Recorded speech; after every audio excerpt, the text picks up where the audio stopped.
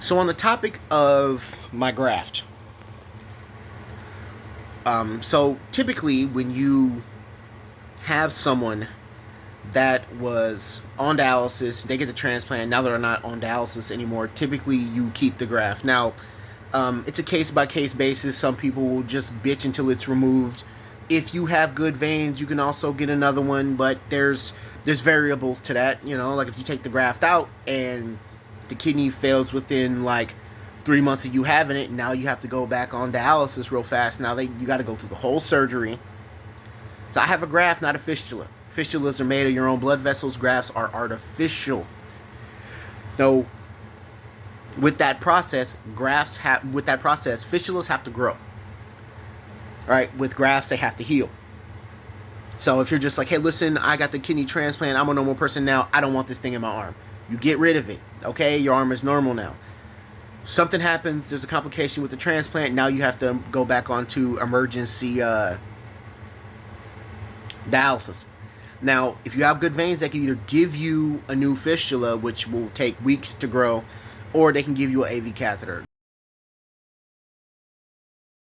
Now, there are some patients that prefer AV catheters. It makes no sense to me. I do not like AV catheters. An AV catheter is, and I've had one right here. So what they do is, and they insert it into your chest. And one goes in the artery. You do dialysis that way. The problem with AV catheters is that they're high risk of infection. Now, some patients will be, well, I don't care. I don't want my arm being messed up, so I'm just gonna get the AV catheter, man. Just like, I don't care. I'll just take the risk. For me, I wasn't willing to take the risk.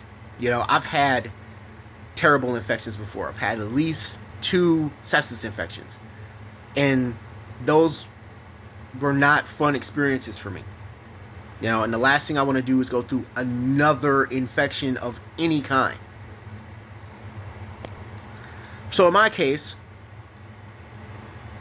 and I've spoken to my vascular surgeon, we're just going to keep it. Because the reality is that, like, if something happens with this transplant, there is a real possibility that I may need another transplant. If I choose to go that route. Chances are I probably will, depending on how old I am. But you always want to have something that you can fall back on if something goes wrong when it comes to a transplant. I try to move my life towards that, right? Like, hey, I'd rather have it and not need it than need it and not have it, right? So I don't want to have to go through some quick emergency surgery to get this thing because I just thought that, like, oh, well, I'm good now, or whatever, or whatever. So with the graft, I'm keeping the graft, and it's always important for me to maintain contact with my vascular surgeon because I don't want the graft to collapse, which it can do. It has done it before. The vein has the graft has narrowed and it has collapsed more than one time during the 4.5 years of me having the graft.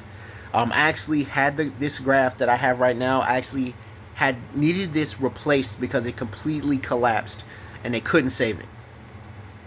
So afterwards, they end up putting in a new one. This one works fine. I think maybe I've had to have like one ballooning to fix some narrowing, but I need this to stay open and working because you never know. So what does that mean? Because I don't want to be vague. So that means that you have to talk to your vascular surgeon.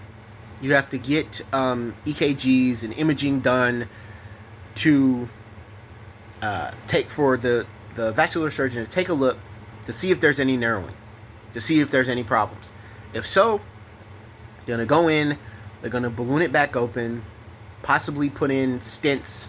Stents look like they're like little fencing that you put in to keep the graft open so that way it doesn't collapse and close permanently, which is what I don't want. So I'm trying to keep all my bases covered. So if anything happens, I'm ready to go and I don't have to wait for anything.